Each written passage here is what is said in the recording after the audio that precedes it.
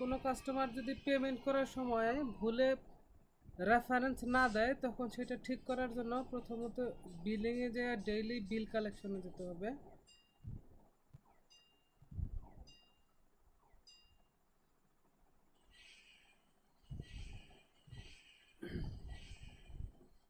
Daily বিল collection থেকে web hook payment, আর web hook পেমেন্টে গেলে এই যে এখানে এইভাবে পেমেন্ট রিকোয়েস্টেড এটা লেখা থাকবে।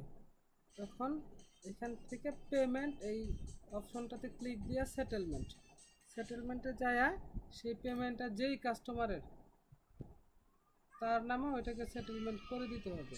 যেমন এই পেমেন্টটা হচ্ছে কাস্টমারের কোড নাম্বার 0883 এটা সিলেক্ট করে রেফারেন্সে যে কোনো একটা কিছু, যেমন রেফারেন্স